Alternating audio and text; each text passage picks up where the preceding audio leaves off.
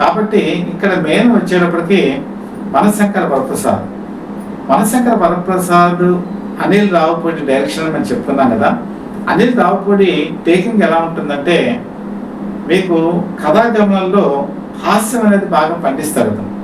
First నుంచి చివరి వరకు కూడా కథ సీరియస్గా వెళ్ళినా కూడా మధ్యలో కామెడీ అనే ట్రాక్ వెళుతూ మిమ్మల్ని సీరియస్ అనేది అనిపించకుండా స్టోరీని రన్ చేస్తారు. అదే అతనికి ఉన్నటువంటి ప్రత్యేకత. ఇంతవరకు అనిల్ రావుపూడి డైరెక్ట్ చేసినటువంటి చిత్రాల్లో ఏది కూడా ఫెయిల్యూర్ అనేది లేదు. కాబట్టి ఇక్కడ చిరంజీవికి ఇది ఒక ప్లస్ పాయింట్.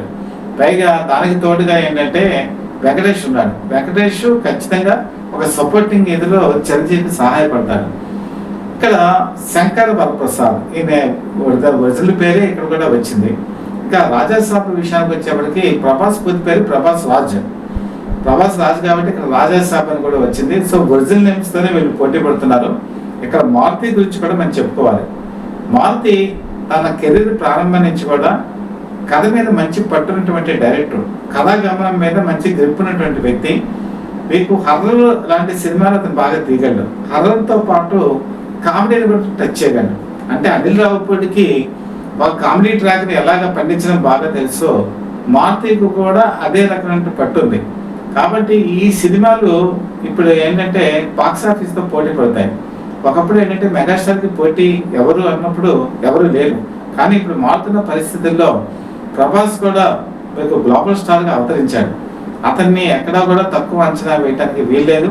పైగా ఈ మధ్యకాలంలో కనుక చూసుకుంటే సంక్రాంతికి ఆయన సినిమాలు పెద్ద రిలీజ్ అవ్వాలి. ఆయన కెరీర్లో నాకు తెలిసినంత వరకు వర్షం అనేటువంటి ఒక సినిమా అది సంక్రాంతి రిలీజ్ అయింది.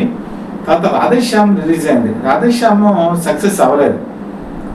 అలాగే మనకు పాత హీరోలో కనుక చూసుకుంటే యాక్చువల్గా కృష్ణ సంక్రాంతి హీరో అని చెప్పి పిలిచేవాళ్ళు. ప్రతి సంక్రాంతి కూడా ఆయన సినిమా ఉండేది. ఆ సినిమా సూపర్ డూపర్ హిట్ అయ్యేది. దాంతోపాటు స్వామి బాబు, కృష్ణరాజు ఇలాంటి వాళ్ళు కూడా వాళ్ళ సినిమాలు రిలీజ్ చేసేవాళ్ళు. కాకపోతే ఏ సినిమా ఎలాగున్నా కూడా ఆ రోజు సంక్రాంతి పండుగకి అందరూ కూడా ఆదరించేవాళ్ళు. కారణం ఏంటంటే సంక్రాంతికి అనేటప్పటికీ డబ్బులు చేతికి వస్తాయి.